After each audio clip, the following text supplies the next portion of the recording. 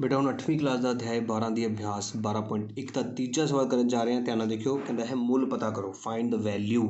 ਹੁਣ ਦੇਖੋ ਧਿਆਨ ਨਾਲ, ਮੈਂ ਤੁਹਾਨੂੰ ਸਮਝਾਇਆ ਕਿਸੇ ਦੀ ਵੀ ਅੱਖਰ ਦੇ ਉੱਤੇ ਘਾਤ 0 ਆ ਜਾਏ ਤੁਸੀਂ ਉਹਦੀ ਥਾਂ 1 ਲਿਖਣਾ ਹੈ, ਸਮਝਾਇਆ ਨਾ।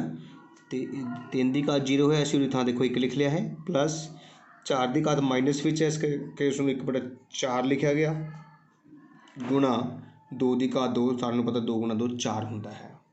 ਹੁਣ ਸਭ ਤੋਂ ਪਹਿਲਾਂ ਤੁਸੀਂ ਕੀ ਕਰੋਗੇ, ਧਿਆਨ ਨਾਲ ਦੇਖੋ, 4 ਏਕਮ 4 ਸਮਝਾਇਆ ਹੈ ਤੁਹਾਨੂੰ, ਲਘੁੱਤਮ ਲੈਣਾ, ਥੱਲੜੇ ਆਪਸ 'ਚ ਗੁਣਾ, 4 ਚਲਾ ਗਿਆ 1 ਦੇ ਕੋਲ, 4 ਏਕਮ 4 ਪਲੱਸ 1 ਏਕਮ 1, ਬਰੈਕਟ ਉੱਦਾਂ ਹੀ ਲੱਗੇਗੀ, ਗੁਣਾ 4, ਜੋੜਿਆ ਕਿੰਨਾ ਹੋ ਗਿਆ 5/4 ਗੁਣਾ 4, ਅਤੇ 4 ਅਤੇ 4 ਆਪਸ ਵਿੱਚ ਕੱਟੇ ਗਏ, ਬਿਲਕੁਲ ਠੀਕ। ਅਤੇ ਤੁਹਾਡੇ ਕੋਲ ਆਂਸਰ ਕਿੰਨਾ ਆ ਗਿਆ 5, ਬਿਲਕੁਲ ਸਹੀ ਹੈ ਬੇਟਾ।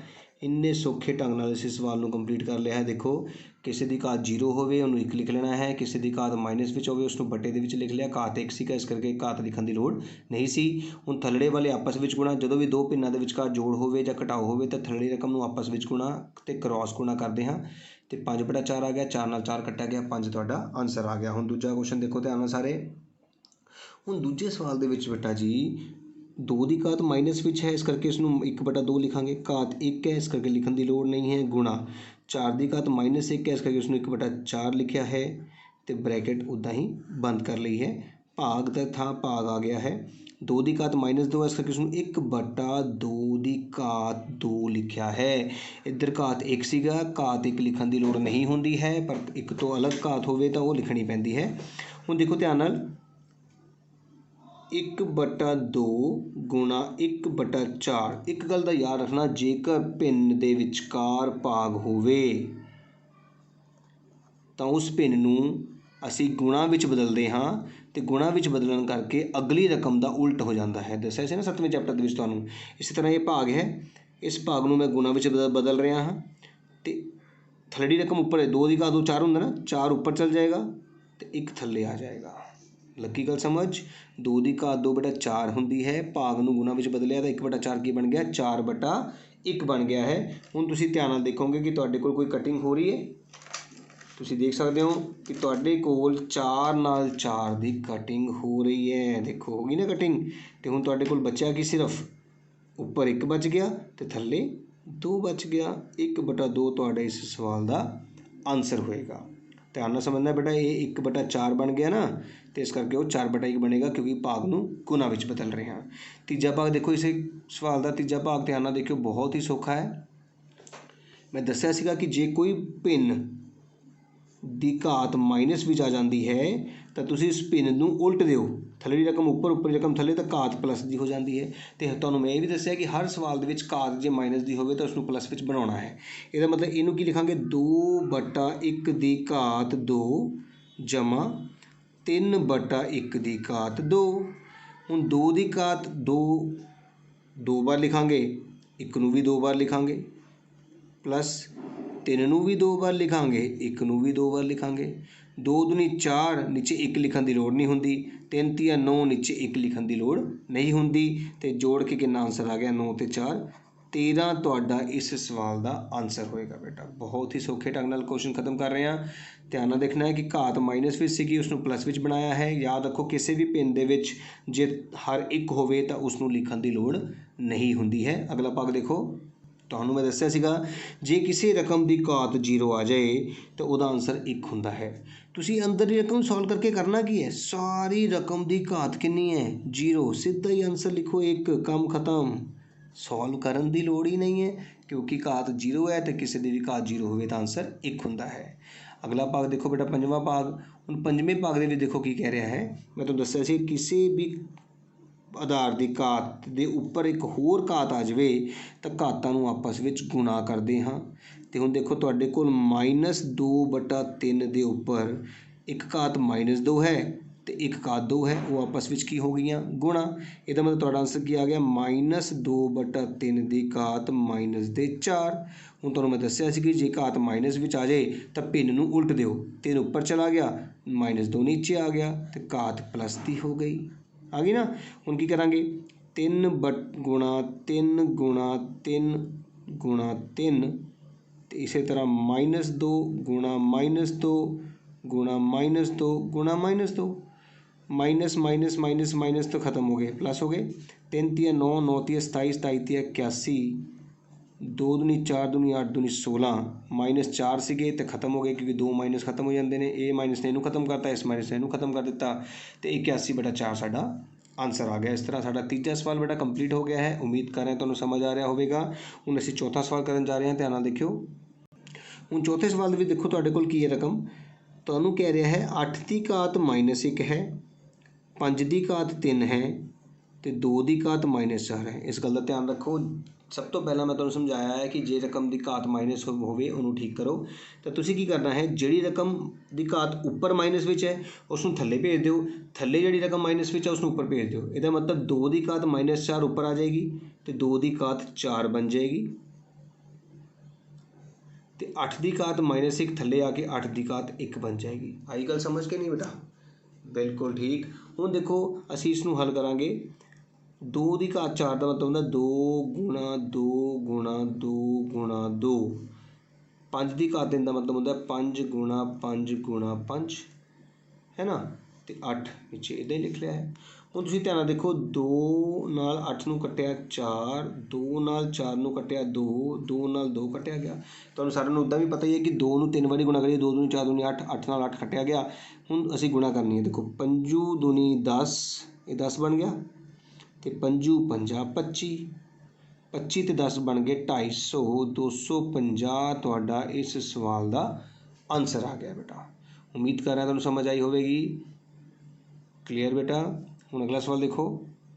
हुण इस सवाल में देखो बेटा, 5 की घात माइनस विच है उसनूं 1/5 लिख लिया है, गुणा 2 की घात माइनस विच है उसनूं 1/2 लिख लिया है, घात 1 है इस करके लिखने की लोड़ नहीं है, गुणा 6 की घात -1 है उसनूं 1/6 लिख लिया है। आया समझ बेटा? हुण उपर वाला अखर उपर वाला गुणा होंदा 1 गुणा 1 गुणा 1 1 ही होंदा है। 5 दूनी 10, 10 छिके 60, ये तुहाडा इस सवाल का आंसर भी आ गया। ठीक है ना। अगला सवाल देखो, बहुत ही इंपॉर्टेंट सवाल बेटा, 5वां सवाल। एम का मुल पता करो जिस दे लई find the value of M. देखो मैं तुहानूं दस्सिया सीगा कि जे आधार सेम होण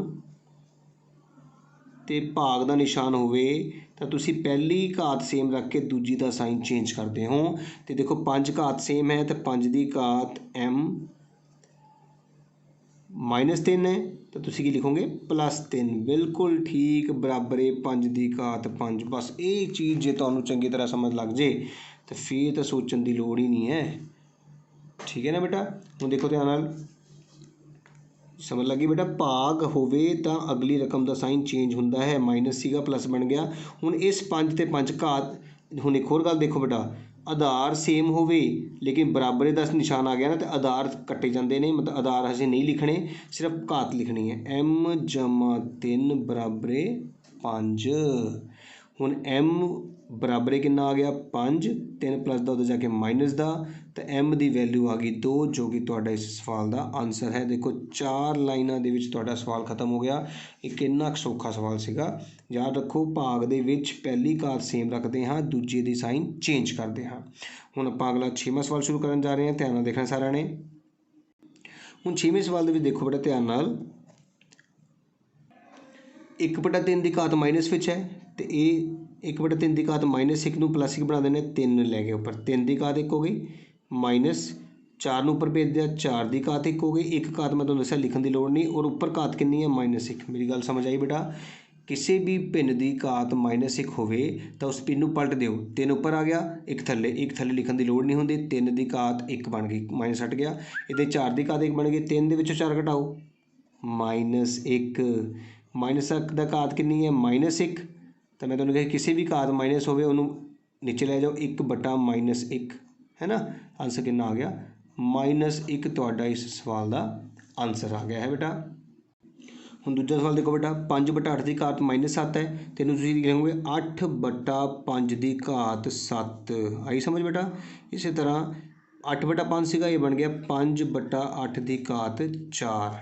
सब तो पहले असीं घात माइनस नूं प्लस बना लिया है। हुण ये घात वक्री वक्री करते हैं। देखो बेटा 8 की घात 7 वक्री कर दी है, 5 नूं घात 7 वक्री दे दी है, गुणा 5 की घात 4 है तो 8 की घात भी 4 है।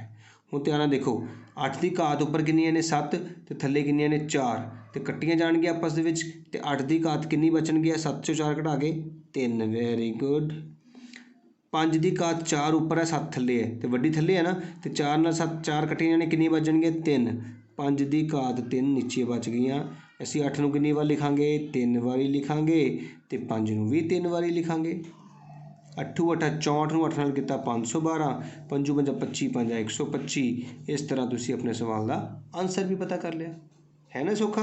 इसी तरह हुण आपां इसदा 7वां सवाल करन जा रहे हैं। ध्यान नाल देखियो बहुत इंपॉर्टेंट सवाल है बेटा ध्यान नाल देखो 25 सब तो पहले याद रखो 25 नूं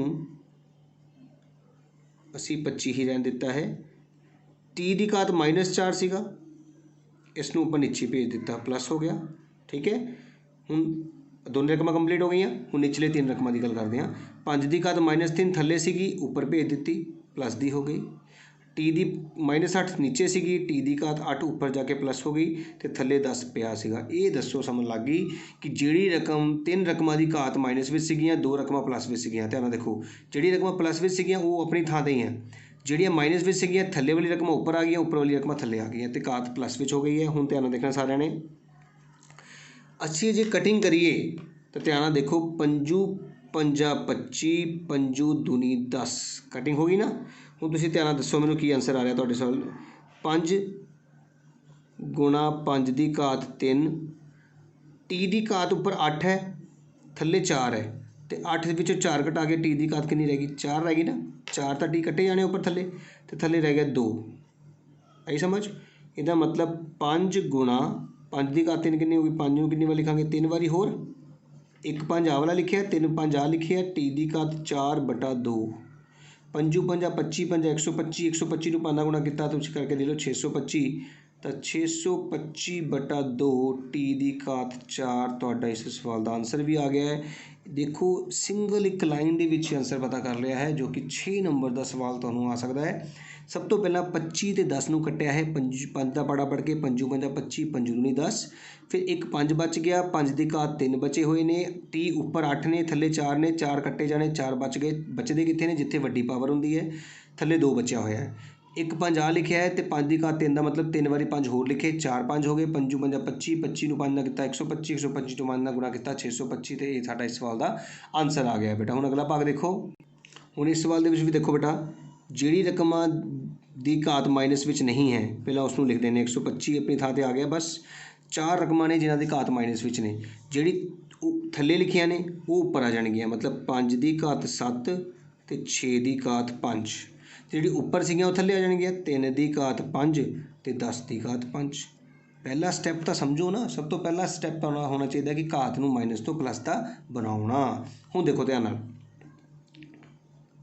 थोड़ा ध्यान नाल देखना पैना 5 की घात 7 6 हुंदा है 2 गुणा 30 2 30 6 हुंदा ना तो 125 की हुंदा है 5 की घात 3 सारा नूं घातां विच लैके आ रहे हैं बेटा 3 की घात 5 10 हुंदा है 2 गुणा 5 सारे आपां अखर तोड़ ले ने हुण सारिਆਂ दी घातां वखरी कर दो 5 की घात 7 ये घात 2 नूं भी मिलेगी तो 3 नूं भी मिलेगी गुणा 5 की घात 3 बटा 3 की घात 5 गुणा 2 की घात भी 5 हो गई तो 5 की घात भी 5 हो गई। इत्थे तक सवाल ध्यान नाल देखो कि 6 जिहड़ी है वो जिहड़ी अपात संख्या नहीं सीगी उसने तोड़िया है 3 गुणा 2 125 की तुहानूं नहीं पता कितनी हुंदी है तो 125 के असीं गुणनखंड बना सकते हाँ 5 दे पाड़े ते 5 दूनी 10 5 5 25 5 दे पाड़े ते 5 5 दे पाड़े ते 1 तो 5 की घात 3 आ गई है। हुण ध्यान नाल देखना पड़े सारिਆਂ ने सब तो पहला असीं 5 की गल करते हैं घात कितनी है 7 उपर देखो गुणा दे विच घात है कोई यस वो प्लस हो जाएगी 3 5 की घात 7 5 की घात 3 गुणा सीगी जुड़ गई लेकिन 5 की घात 5 थले थले है ना वो कटेगी -5 5 कंप्लीट हो गया। हुण वारी है 3 की बेटा ध्यान नाल देखना बेटा सारिਆਂ ने 3 की घात 5 तो सीधी कट्टी गई बेटा उपर थले की गल ही खत्म हो गई। हुण 3 की घात खत्म हो गई हुण वारी आ गई 2 की घात 5 भी उपर थले कट्टी गई तो खत्म ही हो गया रह के गया। हुण देखो 7 ते 3 10 5 की घात 10 के विचों 5 घटाए 5 की घात 5 तुहाडा इस सवाल का आंसर आ गया है। तुसीं चाहो तो 5 नूं 5 वारी गुणा करके भी आंसर लिख सकते हो 5 गुणा 5 गुणा 5 गुणा 5 गुणा 5 5 50 25 25 पंजा 125 125 पंजा 625 ਤਾਂ ਹੁਣੇ ਆਪਾਂ ਕੀਤਾ ਹੀ ਸੀਗਾ ਗੁਣਾ ਇੱਕ 5 ਹੋਰ ਬਚ ਗਿਆ। ਅਸੀਂ 625 ਨੂੰ 5 ਨਾਲ ਗੁਣਾ ਕਰ ਲੈਂਦੇ ਹਾਂ, ਉਹ ਸਾਡੇ ਕੋਲ ਆ ਗਿਆ ਹੈ 3125 ਅਤੇ ਸਾਡਾ ਇਸ ਸਵਾਲ ਦਾ ਆਨਸਰ ਕੀ ਆ ਗਿਆ ਹੈ 3125 ਇਸ ਸਵਾਲ ਦਾ ਆਨਸਰ ਹੋਏਗਾ। ਇਸ ਤਰ੍ਹਾਂ ਸਾਡੀ 12.1 ਅਭਿਆਸ ਖਤਮ ਹੋ ਗਈ ਹੈ। ਉਮੀਦ ਕਰਦਾ ਤੁਹਾਨੂੰ ਸਮਝ ਆਈ ਹੋਵੇਗੀ। ਬੇਟਾ 12.1 ਅਭਿਆਸ ਬਹੁਤ ਇੰਪੋਰਟੈਂਟ ਹੈ, ਪੇਪਰ ਵਿੱਚ ਮੈਕਸੀਮਮ ਕੁਐਸਚਨਸ ਆਉਂਦੇ ਨੇ ਇਹਦੇ ਵਿੱਚੋਂ, ਇਸ ਕਰਕੇ ਇਸ ਦੀ ਪ੍ਰੈਕਟਿਸ ਕਰੋ।